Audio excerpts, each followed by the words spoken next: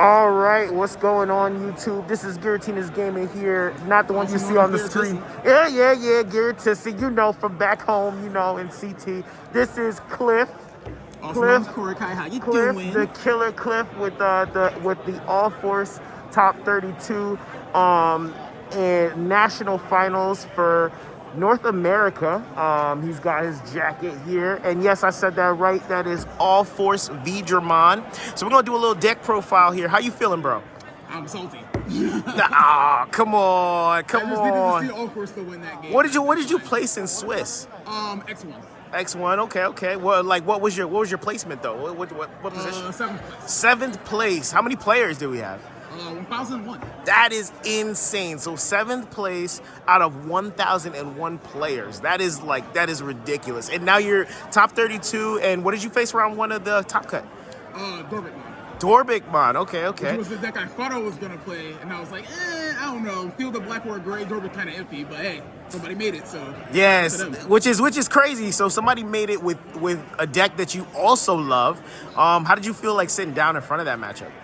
Like, I feel like it was fine. It was just like the stream and like the lights and then like the judge breathing down my neck and stuff. It was just like, that's fair enough. And then first game was a total brick. Second game, I only got there because like I saw all the arenas. So I was like, okay, spin, swing, spin, swing, spin, swing. And then third game, I had the line, but like I never saw all four. So it sounds like it was a little bit unlucky there in that third game, but that's all right. At least you know what? I'm just happy to see that we got here. We got All Force, one of the #1 underdog decks in the format. I will have to say. Also one of the most expensive decks to build. But let's go ahead and get this deck profile. Show us what you did, bro. Like, that's crazy to me with the field. All right, so play for a while now. You don't really have much choice for eggs playing this deck. You can either only play this or you can play Veemon. Veemon is basically 1K so that you can climb over or force a trade with BlackWargreymon, but that's the only reason you play it. This is just more generic draw, so like if you've got like a rookie or like you just need to cycle, it lets you do that. And then when you have jamming Arrow V, it lets you do that too. Green is Veemon, it never came up. Everyone's talking about the warp is broken, it never comes up. In order for you to warp and have it to be successful, you have to have arena on board or arena in the end. You have to swing with this, have it survive, and then warp in the Air Force so that when you drop arena, it's still your turn. So it's just like, you having the warp doesn't matter because it never comes up, and if it does come up, even if you drop a tamer, you won't gain a memory for that tamer, and you don't have the inheribles to have it still be your turn. The only reason you play this realistically is for the inheritable because it's not once per turn. So it's when you swing, if you have 7 or less cards in your hand, you draw a card. So when you have Jim and Arrow V that let you have security attack +1, you can just swing, you drop your arena, you go from 8 to 7, you activate this, you go back to 8, you keep your security attack +1, and you keep doing it. Oh, that's pretty good. What would you replace it with if you did? Realistically, there's not really much you can replace it with. You can either play this or you can play Gabu from EX1. They're both kind of situational to be completely fair, but like you don't really have a lot of options for rookies either. Fair enough. The best rookie in the deck, bar none. It just does everything. It sucks that it can't search for the Digimon, like the old arena, where you play it and it searches for anything with V in its name. So you play it, you look at top 3 cards, you grab any blue tamer and a card with Digimon in its name. So it doesn't let you grab that, but it lets you grab the entire line regardless of how it's named. So Digimon 0, All-Force Digimon 0, whatever. So most broken rookie. It's the one you want to see, because no matter if you Digimon and Raising or you play it on the board, it doesn't. Word. For EX1 Veemon, because the inheritable is basically the same as BT11 Veemon. That's basically how you play it. It's basically you playing 8 copies of this for this inheritable. But instead of you getting a memory when you play a blue tamer, you get it when you unsuspend. And when you're going for all force combo anyway, you're gonna get the memory back because it will unsuspend. So it's basically the same card. Dope. And then there's this piece of shit that also never came up. Oh no! Oh no! So it was just like, I didn't feel comfortable playing for Warp Veemon because like the warp is just kind of situational. So this was just kind of like a test to see if it ever came up, but I almost never Digivolved into it because it's just a 1-up. So, inheritable is when you swing on the top 3 cards, you grab a Gabu, which will never happen because you only play 1 Gabu, or a Tamer. So it's just like, all right, well, if I'm missing a Tamer, I can look at the top 3 and try to grab a Tamer and then activate Arena to drop it, but like, it just never came up because I never saw it. Fair. For Veedramon, it's shit, but you have to play it. The only reason I say it's shit is because you have to be on the board almost naked to have this main effect go off. So it's when you play a blue tamer, you draw a card. So like the only realistic way to like do this is if you have like Veemon inheritable here, and then you Digigolf into this. You're at 1, you drop a D-Tamer tie, you'll go back to 0, you'll draw the card, then you can rest D-Tamer tie to draw a card. But it's just like, having this out there by itself is just kind of weird. You want to have this in the back because both inheritables are important. The inheritable is the same as EX, not EX, BT11 Veemon. Word. For Kumamon, because Jesus Christ. Surfboard! When you realize that you're trying to find 4s for this deck, and the majority of them are just so shit. Like, it's like, Kumamon is like the most generic thing you can play. You can play like Lobo or whatever, or you can play like Korikakumon, but like you're only playing those for the power. Like this is just so that you have something to strip. Like it comes up a lot. It comes up when you're trying to like get rid of like inheritables off of rookies, or strip an egg, or against Mugendramon, which is somewhat bigger for you, but like sometimes you want to just get in a little bit more when you strip something else. So it's like you force Chaos Dramon to bounce. They're like, okay, I get rid of 2. Okay, well you didn't order these correctly, so I'll Digigolf and Akuma and strip something that's important. Word. 2 Veedramon 0, which comes up a lot more than you would think mid to late game. You'll never use this main effect ever. So it's when attacking, you can mill the top 3 cards of your deck to get plus 2k, which doesn't ever matter. You care about the inheritable because it's not once per turn. So when you swing, you can place 3 non-egg cards from your trash to the bottom of your deck to draw a card, and it's not once per turn. So it's kind of just like it's just like the fairy for what's the card we're talking about here?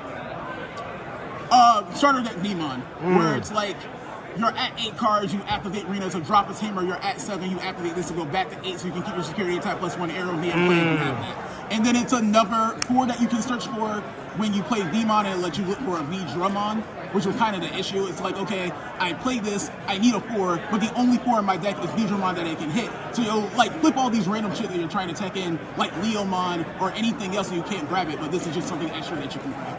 Oh, nice. 4 Arrow Veedramon, also shit, I hate this card, but you have to play it. The only reason I hate this card is because it's not like Veemon. If they made it so it was like rest it and grab a blue Tamer and a Veedramon, it would be absolutely great. But it only lets you search for Tamers. So it's like, a lot of the time you'll rest it and it'll be like top 3 is like Digimon option. And it's just like, okay, well, thanks for letting me bottom deck 3 cards. But like, when you don't have Tamers and you absolutely need to get your Tamers, the card comes in clutch. And then the inheritable is when you swing, you activate one of the on-plays of Arena, which is really important. So like, if you Digigolf into All-Force and you play Arena, you have it active. But if you have enough memory to play something like a Veemon and search, you can swing with your All-Force, you'll activate Arena to give the thing you just played a Data blocker, and now you're kind of safe. Word. Free arrow because it's good the mid game, but you don't want to see this card early because you'll never have enough cards to actually get security attack plus 1. It does have jamming, so this is the other arrow V that you can use to rest yourself, and that's why they're played. You can play other Veedramon, so you can play the one that's like when you Digigolf, you unsuspend, and then when you the inheritable is jamming. But the issue with it is that you have to just raw swing with it to have it suspend, so that when you go on the All-Force it unsuspends, which isn't safe. Like, this rests itself so that you can set up for All-Force, and this swings without having to worry about what's in security, unless it's an option when you set up for All-Force. And this is the, like, a lot of matchups that are fast, where, like, they just, like, take out your security and hope and be like, oh, man, deal with it. Like, you want to have this because you want to be just as fast as them. So, like, Grandis, for example, when they just swing all your security checks, and it's like, okay, I got this Tamer, I got this Tamer, I got this Tamer, I got this boost. Like, this is the one you want to see. You don't want to see this one. This is when you initially set up for All-Force. This is when you want to kill them. Word. For All-Force. This is the reason you play today. Yeah, that's the man right there. So a lot of text, but it's simple. When you play a blue Tamer, you unsuspend, not once per turn. Once per turn, when you unsuspend, you bounce something that's level 3 or less. That count goes up for every blue Tamer you have in play. So sure, you got 5 Tamers, you can bounce a level 5 or less. I mean, a level 8 or less, but like there's no level 8s in this game. And then when you Digigolf, you can play a blue Tamer. So like, it don't make sense on its own, but when you see Reno, which is the next card actually. Oh, and this one merciful mode that never came up, but it's like it's a bomb to security, so who cares? For Rena. So Rena also has freelance text. She says when you play her, you can choose one of your Veedramons and it gets evade and blocker. Also works on Veemon. And then all turns, when your Veedramon would when your Veedramon would suspend, you can suspend her to play a Tamer from hand. Not as important in this format, but when we get UlforceVeedramon X, matters a lot. And then your turn, once per turn, when your blue Digimon, does not matter if it's Veedramon at all, unsuspends, you gain a memory. So like if you already have these in play, and let's say they forced you to evade, or you had like a suspended rookie that lived or something like that, and they don't kill it, at the start of your turn, when you unsuspend, you gain memory for these. It doesn't have to be during your main phase, or it doesn't have to be when a Veedramon unsuspends or anything like that, you just get the memory. So the reason why this card is needed, and Alt-Rena sucks, is because when you have this, you feel good, and when you don't have either of these, you feel bad. Basic combos, you have this rested, you Digilog on the Ulforce and unsuspends, you play this. When it unsuspends, you get a memory. When it unsuspends, you get you bounce a thing, gain blocker and evade. You swing with this, you suspend this, to play this. This will gain you a memory, unsuspend, suspend this, and it just keeps going. So like the more you have of these, the better you are, and if you don't see it, then you just realistically can't go on. Okay. Get over here.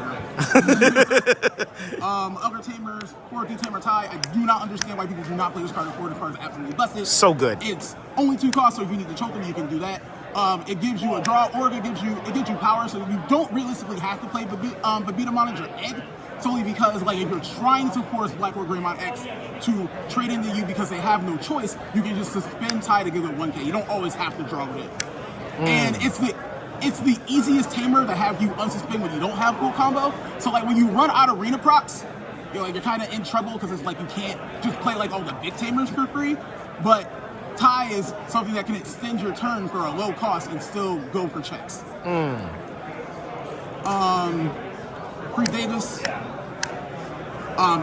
It's the best memory Tamer that you have. Other memory Tamers are like what, Kiyashiro and fucking Matt. Like, oh yeah. So like this lets you play it for free off Ulforce combo, lets you search for what you need. There's no reason not to play it. I was playing 2 initially, but you really just want to see this card because it just lets you keep searching for what you need. That 3 memory is too important. And then not only that, but this is the easiest Tamer to stack if you have multiples for Kumamon.